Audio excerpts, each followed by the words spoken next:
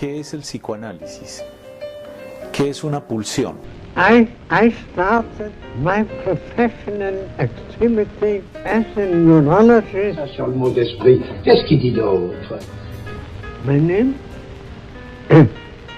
Sigmund Freud. De Jacques Alain Miller llamado Los signos del goce, Silet. Comme ça, parenthèse, comme ça. Cuando los seres humanos son despertados comparten el mismo mundo, pero que cuando duermen cada uno tiene el suyo.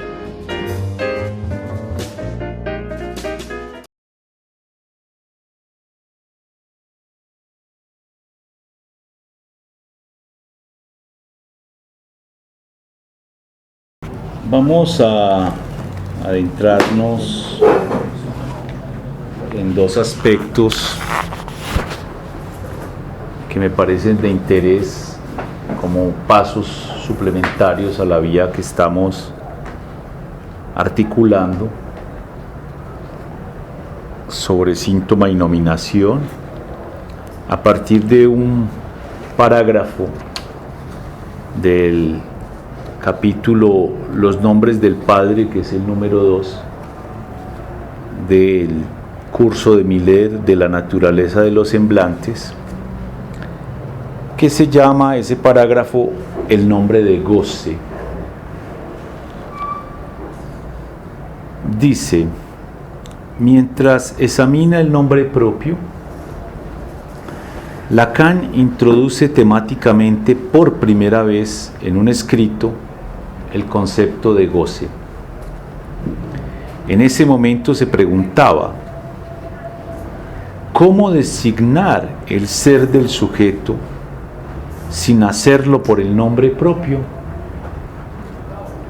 ¿Cómo designar el ser del sujeto no como sujeto muerto, sino por lo que en él sigue vivo? Habla pues de un ser que aparece como faltando en el mar de los nombres propios. Esa es una expresión que tiene Lacan en los escritos en la página 799 en la edición castellana. ¿Por qué dice el mar?, se pregunta Miller. Me lo pregunté durante mucho tiempo. Lacan habla del mar de los nombres propios precisamente porque el nombre propio no pertenece de manera tan clara, si me permiten, a la tierra del gran otro. Ya dijimos por qué. No tiene sentido, no tiene significado, no es un nombre común, en cierto modo es éstimo, no se traduce. La fonación siempre en distintas lenguas se aproxima a pronunciarlo igual, distingue, y en eso no está en la tierra del otro, dice Miller. Está más bien a orillas del lugar del otro. La gramática, que permite la cartografía que se elabora de la lengua, tiene un espacio para la categoría de nombres propios, pero nada puede decir sobre su articulación. Desde esa perspectiva, un nombre propio no es una articulación sintáctica con otro nombre propio que pueda prescribir una gramática. Y no hay nombre propio que pueda designar lo que el sujeto en tanto yo del enunciado no sabe, porque ningún nombre propio permite saber si el sujeto del que se trata está vivo o muerto. Cuando citamos a Lacan y afirmamos, Lacan dice, no importa en absoluto saber si está vivo o muerto, aunque hay cosas que sin duda no se dirían si él estuviera vivo. Lacan dice, para la eternidad. Y aquí está el nombre en falta que habría que descubrir, a saber, el nombre de goce. El nombre de mi ser como ser de goce. No se lo puede llamar mi objeto A. No es un nombre propio, pero a pesar de todo, En el diagnóstico no se designa un sujeto, sino que se lo clasifica en una estructura clínica más o menos bien trabajada, y se habla entonces de un obsesivo, una histérica, una fobia. Y sin embargo, los verdaderos nombres propios en la clínica incluyen el plus de gozar de un sujeto. Yo creo que esta ya es una definición. El verdadero nombre propio incluye un plus de gozar de un sujeto. Su objeto A. Cuando nos referimos al hombre de las ratas, cuando hablamos del hombre de los lobos, les damos nombres propios que no tienen nada que ver con el nombre del Padre. Ahí ya hay una diferenciación enorme entre el nombre del Padre y el nombre de goce. Bueno, más adelante dice: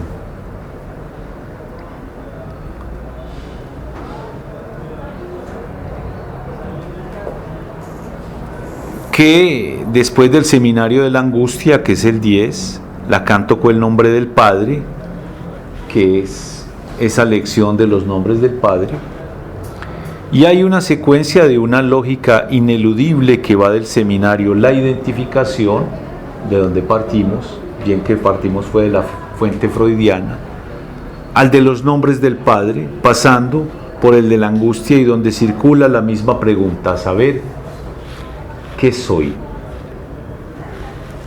Basta leer el seminario Los nombres del Padre, que no existe, para encontrar la pregunta en muchas de sus lecciones.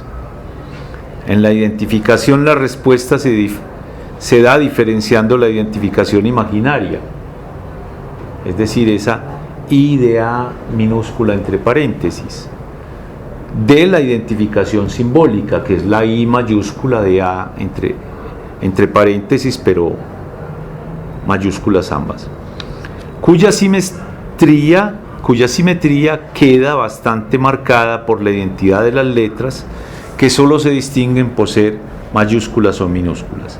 Es la respuesta del famoso grafo del deseo, donde la pregunta ¿qué soy?, planteada al comienzo del vector, que parte de abajo a la derecha del lugar del sujeto tachado, se obtiene como resultado el idea. ¿Qué soy? Ese tachado, resultado en el bucle idea. La identificación simbólica, lo cual se justifica en la medida en que las identificaciones en Freud se determinan por el deseo. Esa ya es una primera pregunta, respuesta a la pregunta ¿qué soy?, por la vía de los ideales. Queda la pulsión, lo que puede ser nombre, hasta insignia, para el sujeto del deseo, no significa nada para quien se sitúa a nivel de la pulsión, entre comillas. Por eso, cuando en el grafo del deseo la respuesta a la pregunta ¿qué soy?, se da a nivel de la pulsión, Lacan escribe SDA tachado en mayúscula. La pregunta, la pulsión es S tachado rombo D, es decir, el sujeto en relación a los significantes de su demanda. ¿Qué soy? Respuesta, el sujeto del otro tachado. Se trata de algo que no figura en el registro del otro, con mayúscula. Es lo que él podría decir al respecto como etapa en su camino. ¿Por qué no está en el registro del otro? Porque está tachado. Lo que yo soy es un significante que falta en el otro. En cierto modo, el nombre propio sería aquel que falta en el mar de los significantes del otro. Esa sería la respuesta de por qué dice Lacan el mar de los nombres propios. En la tierra. En la tierra, sí, la tierra del otro. Lacan dice un ser que aparece como faltando en el mar de los nombres propios, dice Lacan, y Miller es el que dice que no está en la tierra del otro. Entonces, de allí reaparece en la cuestión de la angustia, a saber, ¿qué se encuentra pues en la falta? ¿Qué se encuentra pues en falta en relación con la estructura misma del nombre propio? ¿A qué responde el SDA tachado? Habiendo despejado a partir del afecto de la angustia el objeto A, Lacan pasa al seminario los nombres del Padre y recuerda que, desde siempre, Kierkegaard puso reparos a Hegel a la noción de lo universal, podría sin falla reunirse con lo particular, acercarse al lugar de lo particular. En este punto también es posible entrever cómo ir más allá del límite que Freud ubicó bajo la forma del mito del asesinato del padre o el deseo de asesinato, siguiendo las huellas de Kierkegaard, quien a el concepto de angustia, es un título de una de sus obras, agregaba temor y temblor, que trata del sacrificio de Abraham. Estas referencias son importantes porque son las que trabajan en esta lección de los nombres del Padre. El sacrificio de Abraham y Kierkegaard. Conocen los capítulos del seminario Los nombres del Padre, que versan sobre temor y temblor y sobre la crítica de ese ideal inflado, en fin, que hizo creer que Dios podía ser causa de sí. Luego, y es algo que Lacan repite en diversos lugares de los escritos, San Agustín hace bien en negar a Dios el nombre de causa de sí. Por algo en varias lecciones de los nombres del Padre, como lo vamos a ver, Lacan se afana por retomar y criticar seriamente el llamado argumento ontológico, que hace creer que es posible pasar sin dificultad de lo universal a lo particular, que se puede pasar como quien juega del para todo X existe al menos uno, que es una de las primeras partes de la sexuación. Este argumento ontológico está también en la raíz del error del cogito cartesiano, lo que no significa darle carta blanca a la crítica kantiana del pasaje del concepto de la existencia. En los nombres del Padre, Lacan da razón a San Anselmo, quien no tenía ni la más remota idea de ontología, pero pensaba demostrar un Dios real. ¿Qué mejor para probar que el nombre del Padre es semblante que la psicosis, donde vemos operar de la manera más brutal un Padre real? Se trata justamente del un Padre, escrito con mayúscula, que el velo del semblante del nombre del Padre evita encontrar. Un poco eso era lo que le pasaba al presidente Schreber.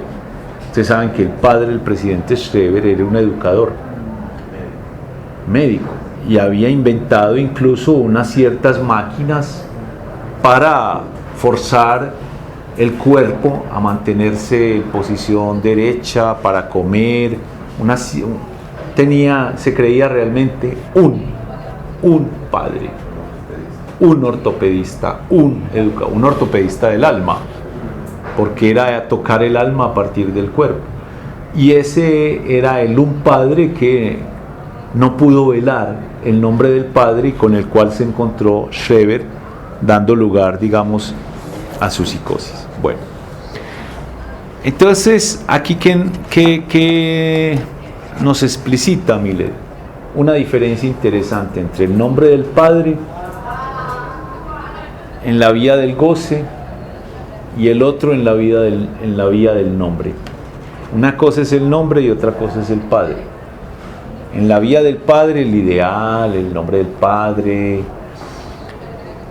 la articulación del nombre del Padre con el deseo de la madre para lograr en el hijo, inscribiendo el Edipo, inscribiendo la castración, las relaciones de ese sujeto que tiene el nombre del Padre con el gran otro y con el menos fi que marca su sexualidad.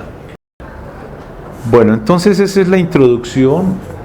De un lado el Padre en la vía de aquel que anuda el deseo o la ley, pero lo que se desamarra de la fórmula para mostrar que el nombre del Padre es un semblante es el nombre, y de manera particular el nombre de goce, que nombra algo del ser, del sujeto, que no pasa por el nombre propio, pero que implica algo de la pulsión. Entonces ya en el capítulo 3 de la naturaleza de los semblantes, Miller dedica toda la lección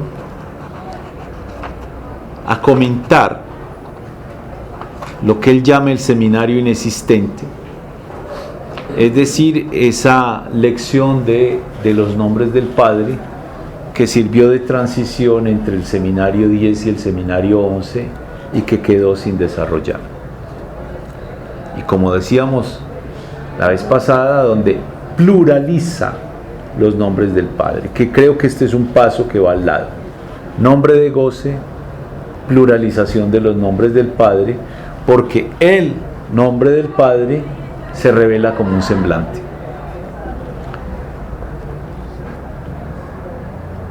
Bueno, entonces dice: el semblante del Padre es, si no el principal, uno de los más importantes. El semblante del Padre, pero queda el Padre reducido a un semblante. Luego él se dedica a lo que él ha llamado la diología, no la teología, sino la diología, comentando un poco el contexto de Lacan cuando él fue excomulgado de la IPA y cómo, digamos, se desplazó hacia la normal superior, etc. Pero luego se adentra, digamos, en el seminario propiamente dicha o en esa lección, mostrando una cosa muy interesante para nuestro tema. Dice: reservar el seminario los nombres del Padre, dedicado al nombre del Padre en singular, quizá tenga un sentido provisional para Lacan en esa nota de 1966, y es lo que implica además la palabra reserva, esto es, algo que se mantiene disponible, que se volverá sin embargo explícitamente definitivo a continuación desde 1967 en otro escrito. La nota de la página 852 de los escritos sale de una frase del texto que es la siguiente, y aquí la cita: y no me consuelo de haber tenido que renunciar a enlazar con el estudio de la Biblia la función del nombre del Padre, dice Lacan. Esta frase nos da una indicación muy precisa del objetivo del seminario transformado en inexistente, sobre el procedimiento particular que Lacan pensaba emplear para relativizar el nombre del Padre. Referir su función, el nombre del Padre, al estudio de la Biblia era pues subrayar, trabajar, elaborar que el nombre del Padre depende de una tradición.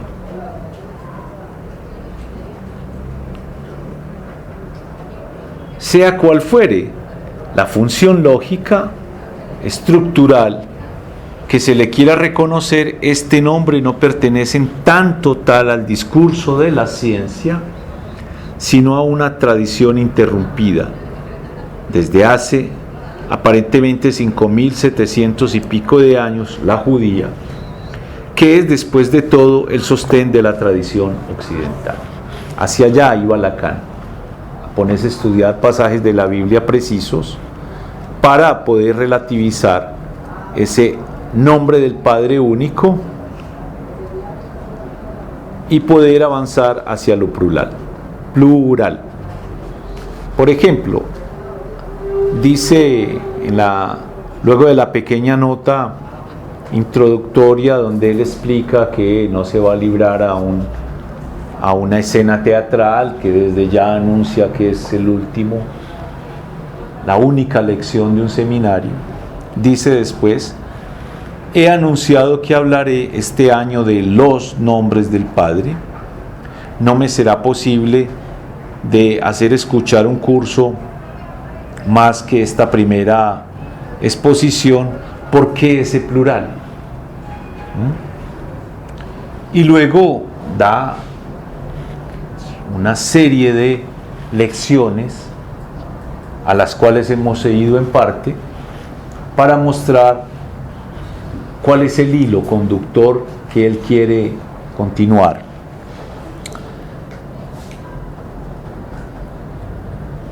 Entonces,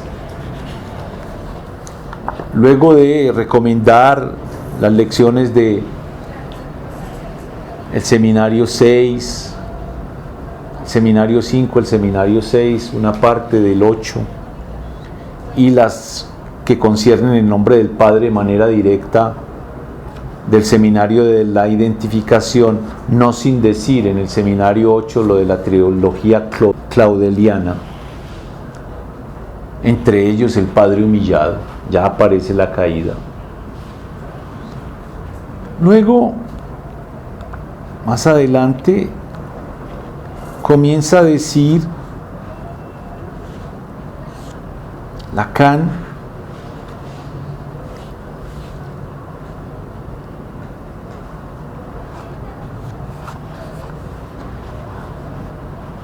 lo siguiente: es en el fundamento mismo de la tradición eclesial que nos permite trazar el despliegue de un camino que va más allá, infinitamente más profundo, más estructural, y que alcanza a plantearse bajo la forma de el mito de la muerte del Padre en Freud, es decir, en una tradición. Por eso es que, dice Miller, no en la ciencia, sino en una tradición, que es la tradición judía. Que recuerden que Freud, al final, en el Moisés y la religión monoteísta, retoma el mito de Totem y Tabú, pero ya no trabajado en las fuentes antropológicas, sino en las fuentes religiosas. Y va a la Biblia, va al Antiguo Testamento, es decir, va a la tradición judía, para mostrar cómo también Moisés fue muerto en el desierto y cómo después retorna. Dice Miller: a decir verdad, esta tradición, como bien había observado James Joyce, es a la vez curiosamente griega y judía. De los griegos mantenemos la relación a Dios, la relación de Dios con el ser, elaborada al correr de los siglos, y de los judíos la relación de un Dios con lo real. Esto es importante, esa relación del Dios con lo real. Todo esto se refleja para nosotros en la distinción entre el Dios del sujeto supuesto saber y el Dios del objeto A. El Dios del sujeto supuesto saber es uno, el Dios del objeto A es otro. Y dice, sujeto supuesto saber, pues eso está incrustado dentro de la misma definición de la transferencia, tal como Lacan la trabajó en el Matema, etcétera, etcétera. Pero luego va a decir lo siguiente: el sujeto supuesto saber, Dios mismo, para llamarlo con el nombre que le da Pascal, cuando se precisa su contrario, no el Dios de Abraham, de Isaac y de Jacob, sino el Dios de los filósofos. Esa es una cita de momentos cruciales de la experiencia analítica. Esta mención, esta equivalencia establecida entre el sujeto supuesto saber, función de la experiencia analítica, y el Dios de los filósofos, está acompañada de una crítica sarcástica al ecumenismo. que es en esa época tan de rigor en la Iglesia Católica y que formaba parte de una especie de revisión, un ayornamiento. También se encuentra una crítica en la página 852 de los escritos cuando dice: el ecumenismo no nos parece encontrar más oportunidades sino fundándose en el llamado a los pobres de espíritu. Entonces es un sarcasmo repetido que tiene un valor teórico preciso. Dice Miller: el ecumenismo supone una búsqueda del denominador común de las divinidades de diferentes religiones. Entonces usted lo llama Alá, nosotros lo llamamos Cristo, el otro lo llama Jehová, pero todos se refieren a un mismo Dios. Eso quiere el ecumenismo. Pero Lacan critica esto. Pero fíjense que es a partir de los nombres: Alá, Jehová, Yahvé, etcétera, etcétera.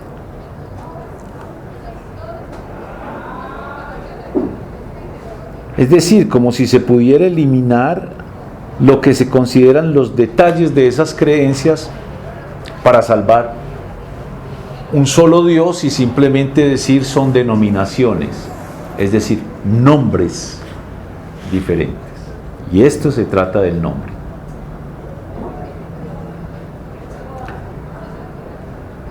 Y esto solo puede converger en el Dios de los filósofos, en el sujeto supuesto saber, mientras que la raíz de las creencias, su energía misma, no viene de allí, sino del otro Dios, que en la tradición judía y en las religiones que de ella derivan es el sacrificio de Abraham. Es decir, ahí es donde se encuentra el fundamento de la tradición, en eso. E incluso en la edición que hace después Miller de esa lección en estos pequeños textos, aparecen dos cuadros de Caravaggio del sacrificio de Isaac, el uno de 1596 que se halla en Princeton en la colección Bárbara Piasecka Johnson, y el otro es otro Caravaggio, el sacrificio de Isaac, pintado hacia 1601-1602 y que está en Florencia en la Galería de los Oficios. Una pequeña variación del uno y del otro. Entonces esto es muy interesante, porque una cosa es la vertiente de Dios como sujeto supuesto saber y que finalmente conduce es al Dios de los filósofos, y otra es la vertiente ya del objeto, que no está en la ciencia, porque el Dios de los filósofos está en la base de la ciencia, la suposición de un sujeto supuesto saber, sino que está del lado del objeto A, y ese nos conduce no en la ciencia sino en la tradición al sacrificio de Abraham. Este Dios es más bien un sujeto que se supone no quiere saber nada en absoluto de lo que hace a los afectos del hombre,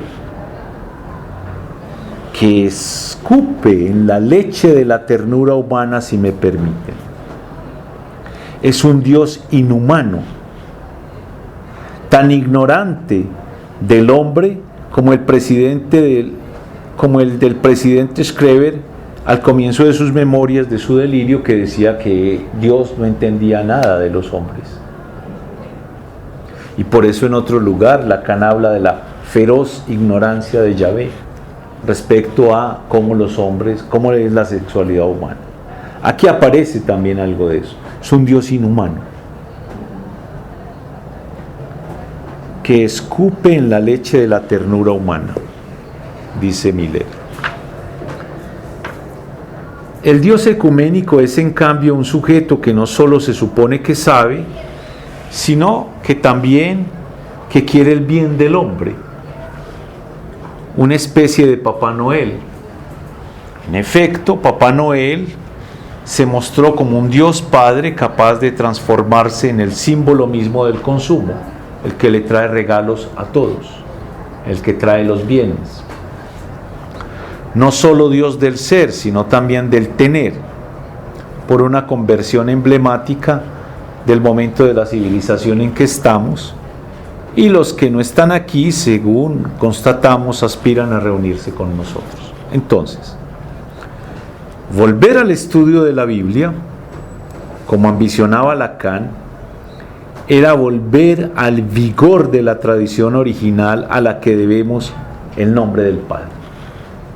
Pero es por la vertiente del objeto A, es por la vertiente de ese Dios inhumano que ignora las pasiones de los hombres. Que recuerden que Él lo que le está pidiendo a Abraham es asesinar a su hijo Isaac. Un hijo que Dios le había dado en una esposa que tenía más de 100 años, que entonces era milagroso que lo tuviera, pero él, que nunca había tenido descendencia, era lo que más amaba en el mundo, ese hijo. Y ese Dios inhumano le pide que para probar su fe tiene que matar al hijo que tanto amaba.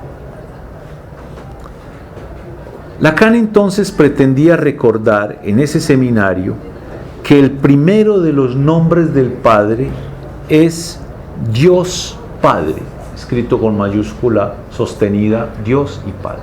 Ese es el primero de los nombres del Padre. ¿Quién se perfila detrás del Padre del Edipo? Dios Padre. Luego, en un pequeño texto que se llama La equivocación del sujeto supuesto saber, una conferencia de diciembre de 1967 en Nápoles, quedaron rastros de eso. Se encuentra allí algo que completa la referencia a esa página, a esa nota de la página que ha citado Miller, y es esto: es el lugar de Dios el Padre, y escribe Dios con mayúscula, el Padre con mayúscula. Es el que designé como nombre del Padre y el que me proponía ilustrar en lo que debía ser el 13º año de mi seminario, mi 11º en Santana. Lo anuncia otra vez, dice: no me lo dejaron hablar, pero aquí hay una equivalencia muy interesante. Nombre del Padre igual a Dios Padre.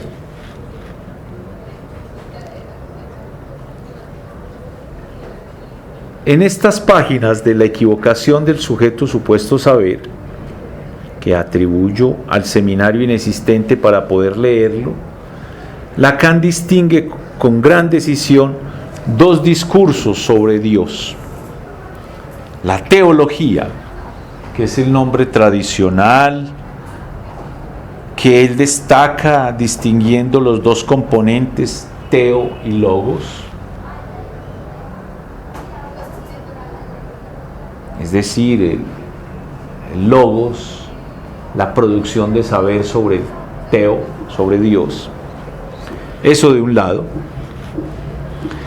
Y lo que llama de manera divertida con un neologismo, la diología. Por eso Millet este parágrafo lo llama diología. Esta vez toma el nombre de Dios en latín para marcar una diferencia, porque en griego es theos, en latín es deus.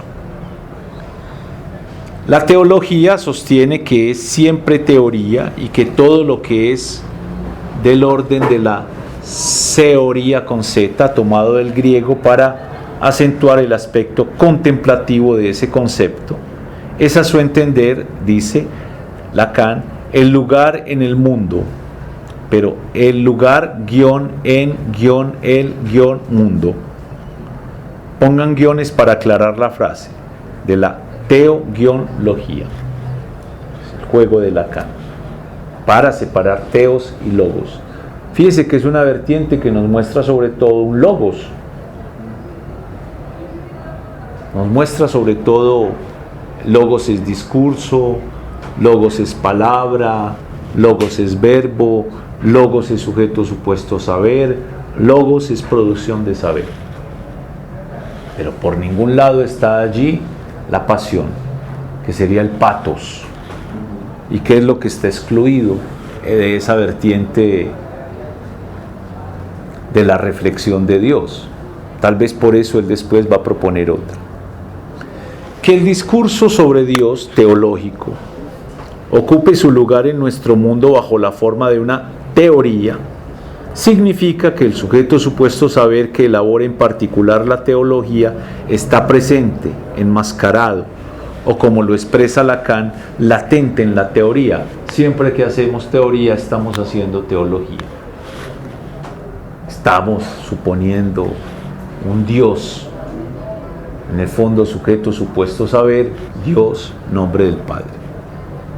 Además, el sujeto de la teoría tiene por equivocación esencial el sujeto supuesto saber, lo que significa referir el saber teórico a un sujeto que ya sabría ese saber, Dios, que ya sabría ese saber.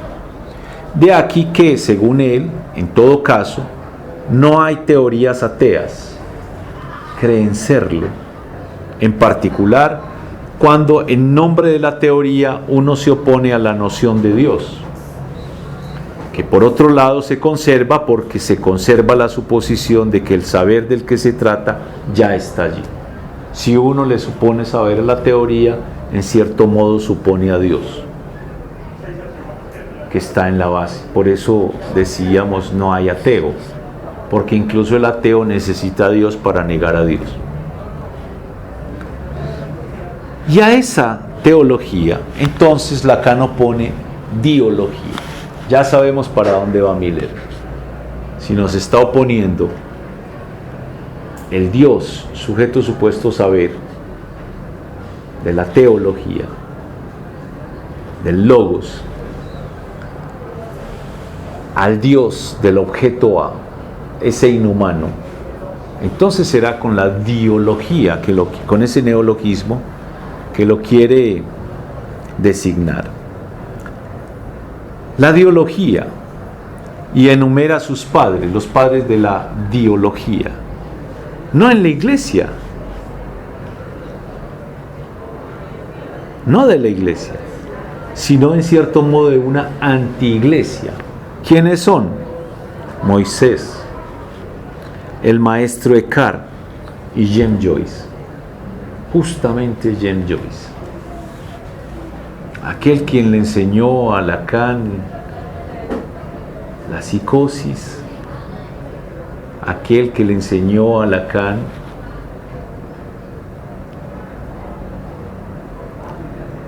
la verdadera incredulidad, la verdadera increencia.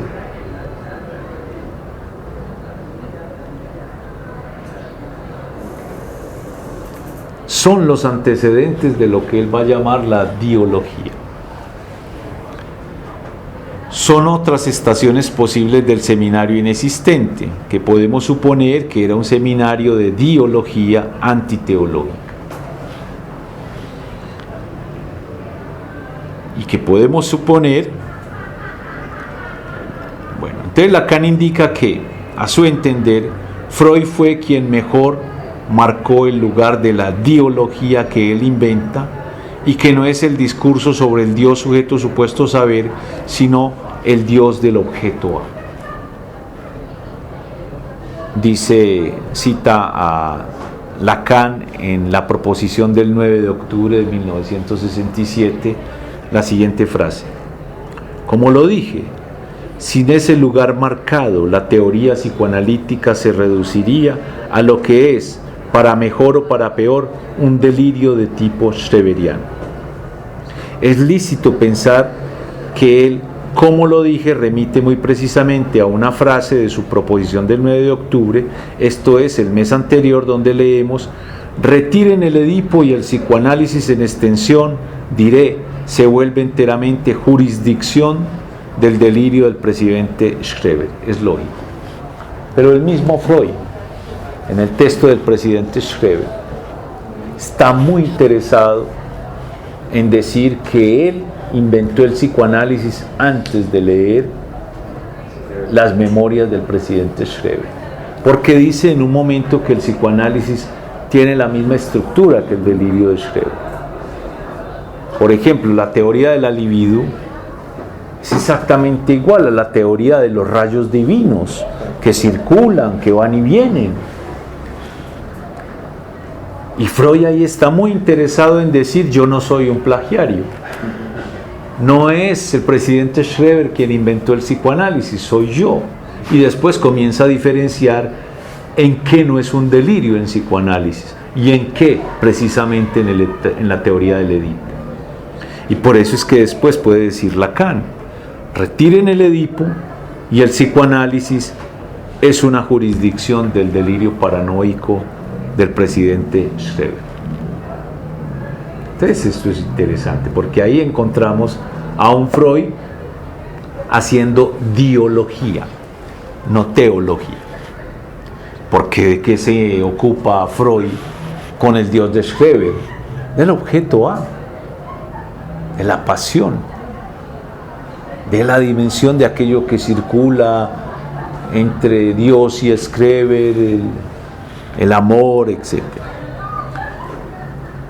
Avanzó paso a paso, dice Miller, ya que leemos estas páginas como si formaran parte del seminario inexistente, páginas que no están en el seminario, sino que él recoge aquí y allá en la proposición, en la nota aquella de los escritos, en el texto de la equivocación del sujeto supuesto saber, como pequeñas marginalias a ese seminario que Lacan no hizo. Luego es preciso ir con prudencia, probar la consistencia de esa construcción que rehacemos. Y es consistente plantear que el Edipo es el lugar marcado por la diología, que el Edipo es un logos, el logos psicoanalítico, la psicoanalítica del discurso sobre Dios Padre. Recuerden que Freud decía el núcleo de la neurosis, complejo de Edipo. Es decir, nos incrusta en la reflexión del sujeto el Dios Padre. Es decir, un Dios que existe en el corazón del inconsciente.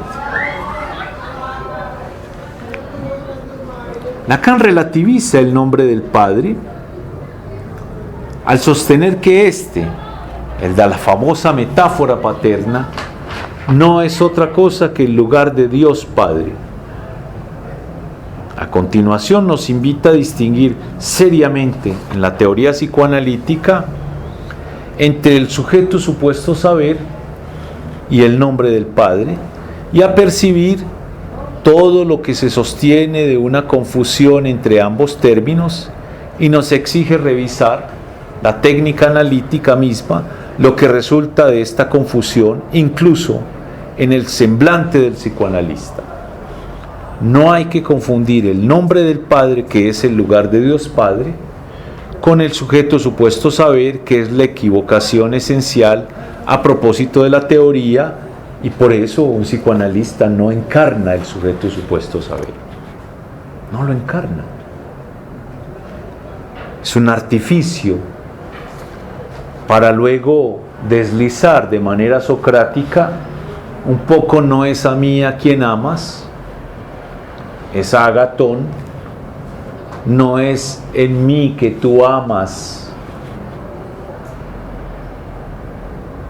una galma, lo que tú amas no es a mí, yo no soy nada, lo que tú amas es la sabiduría, que no es mía, son las ideas, las formas de las ideas, es la maniobra socrática de decir no soy yo, es el otro. No es el amor a mí, es el amor a tu inconsciente, sería la traducción. Quien sabe es tu inconsciente. Ahí hay que hacer un artificio.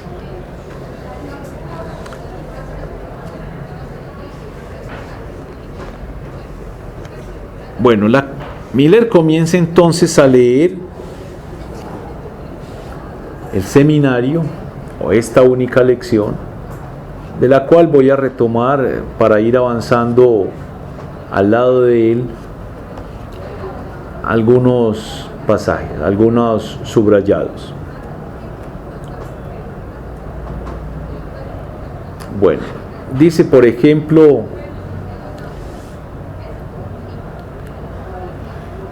discutiendo a San Agustín, Lacan. Agustín puede formular esta cosa contra toda piedad intelectual, al punto de traducir el ie,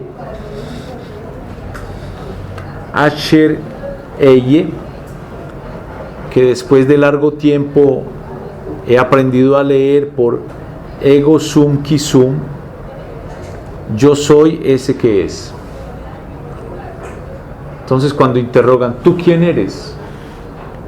Moisés en la zarza ardiente. ¿Quién me habla? Pues está interrogando a Dios. Y él, en vez de decir el nombre, dice, yo soy el que soy. Je suis celui qui suis. Por el cual Dios afirma la identidad del ser. Pero esa es la discusión que había evocado. Si Dios está del lado de la afirmación del ser. La lección continúa.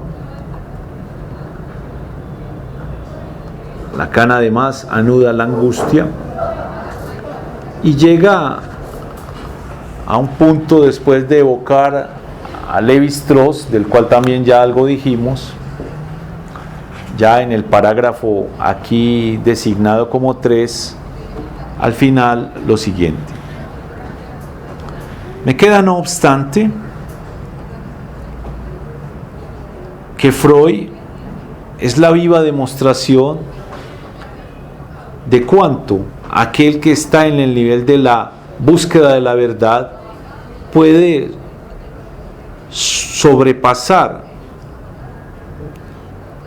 lo alto de todas las expectativas del especialista, ya que permanecerá de tal modo que lo único que queda, no queda otra cosa que el objeto A. Pues, ¿de qué se debe tratar aquí antes la cuestión? Míticamente, y enseguida dice mythiquement, el mito miente, porque mente es miente. Mente es un sufijo que nosotros agregamos a ciertas palabras. Por ejemplo aquí, míticamente, pero decimos claramente. Los griegos no usaban eso como sufijo, sino como prefijo. Entonces decían, de mente clara te diré, y después pasó a claramente. Lacan hace un juego de palabras con la mente, para diferenciar la psique de la mente, y es miente. Y aquí ya comienza a poner en cuestión la cuestión de la verdad, como la verdad opuesta a lo falso, la verdad mentirosa. Entonces míticamente es mítico miente. El padre no puede ser más que un animal. ¿Por qué? Porque él ha visto, por ejemplo, que en el sacrificio de Abraham aparece por allí un ángel que le detiene la mano a Abraham antes del sacrificio de Isaac. Le detiene la mano. y como de todas maneras él ha hecho la disposición ya para el sacrificio, tiene la piedra, tiene el hijo atado, etc., el ángel le dice que mate al cordero que tiene al lado, que es el que pinta Caravaggio, como un pequeño objeto ahí a un ladito. A un ladito. No pierdas la avenida, mata el cordero. Y hay que ver el cordero, lo que significa después en la religión. Cordero de Cristo, la sangre del cordero es la sangre de Cristo. Pero Freud, cuando eleva el padre muerto, el padre asesinado en Totenitaú, a la dignidad de un tótem, y el mismo tótem que con Lévi-Strauss son los tigres, son los jaguares, son los canguros, entonces míticamente el padre no es más que un animal.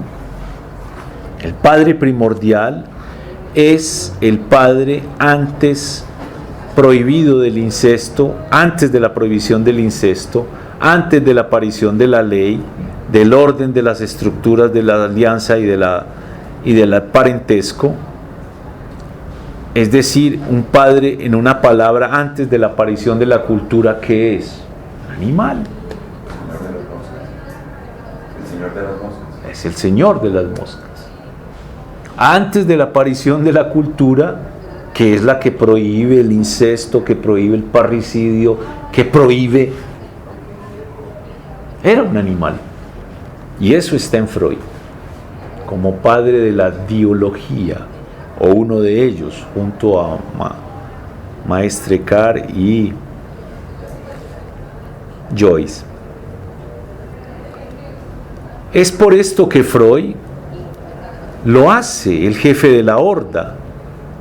Entonces, conformemente al mito animal, es la satisfacción y sin freno, que Freud llama ese padre tótem, toma todo su sentido a la luz del progreso aportado en la crítica estructuralista de Lévi-Strauss, del cual ustedes saben pone en relieve la esencia clasificatoria del tótem, que esto fue lo que fuimos la otra vez a ver en la esencia clasificatoria, el nombre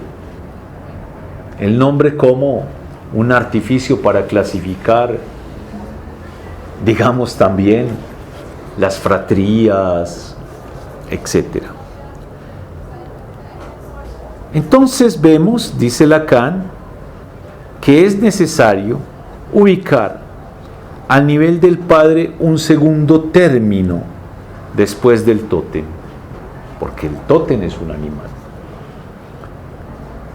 ¿Qué es esa función que creo haber definido en uno de mis seminarios, más lejos que jamás hasta el presente se había hecho, a saber la función del nombre propio?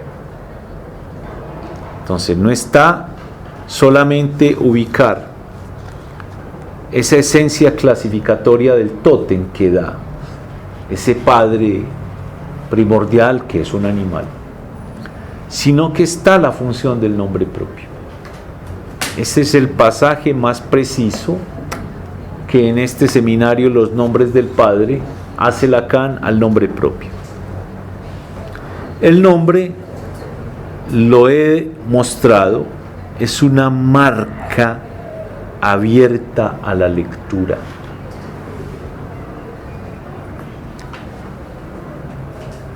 Es por eso que ella se leerá de manera igual en todas las lenguas, porque es una marca abierta a la lectura, impresa sobre algo que puede ser un sujeto que va a hablar. Una letra impresa, el nombre propio, pero que no hablará para nada de manera forzada.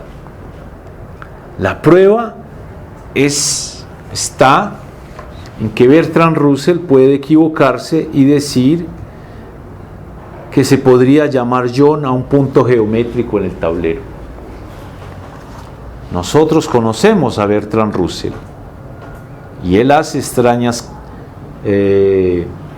cabriolas, extraños movimientos, no sin mérito además, pero es cierto que en ningún momento él venga a interrogar un punto marcado con una tiza en el tablero negro con la esperanza de que ese punto le responda. John.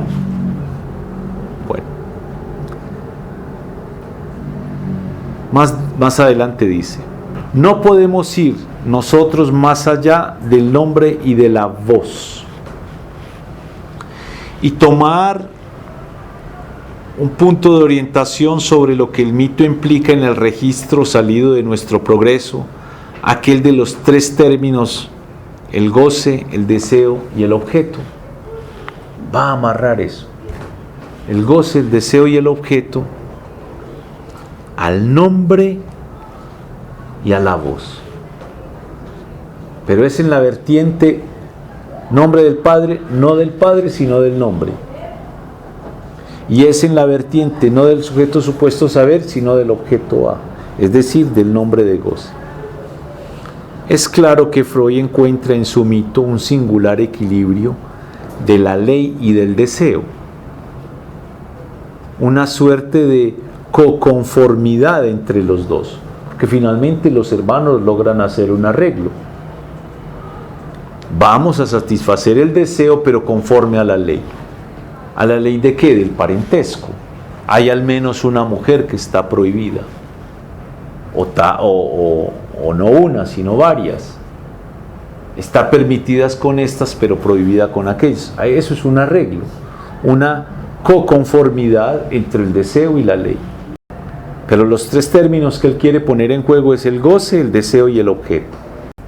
Los dos se conjugan y necesitan el uno y el otro. Se necesitan en la ley del incesto, y entonces cuando están juntos nacen ¿de qué? ¿De qué nacen? ¿De qué nace el deseo y la ley allí? De la suposición del goce puro del Padre como primordial. Hay un goce puro del Padre primordial, lo asesina, lo devora, y de ahí nace el deseo y la ley anudados, pero referido a un goce primordial del Padre. Y aquí hago un paréntesis. Aquí estamos hablando del mito de Toten y Tabú,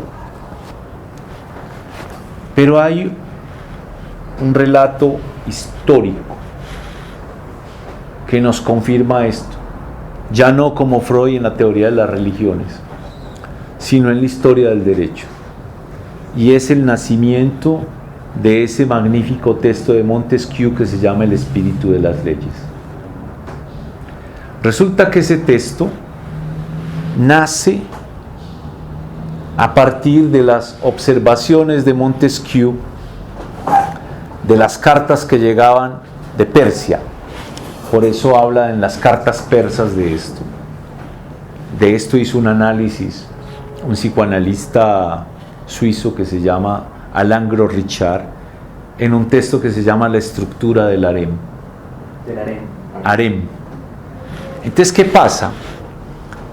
Que Montesquieu está muy preocupado porque todas las cartas persas de viajeros que pasan por allá, vienen a hablar de que existe en Persia un sultán que es dueño de todo, pero que no solamente es dueño de las tierras, sino que es dueño de todo lo que esas tierras habitan: el ganado, las ovejas, los hombres y las mujeres, y de la vida de ellos. Entonces fíjense que es como la encarnación relatada en las cartas persas, de nuevo, de ese fantasma de el Padre primordial, el que es dueño de todo, el que puede a aquel que viene a darle el mensaje cortarle la cabeza, y donde estaría muy feliz aquel que le mandan a cortar la cabeza porque finalmente el sultán se dirigió a él, fuera incluso un honor. ¿Y qué hace Montesquieu? Él dice: pero nuestro rey se puede volver también un sultán así. Y comienza a pensar cómo estructurar un equilibrio de poderes de tal manera que nunca el rey se convierta en un amo absoluto. Inventó nada más y nada menos que el espíritu de las leyes. De nuevo, la ley anudada al deseo.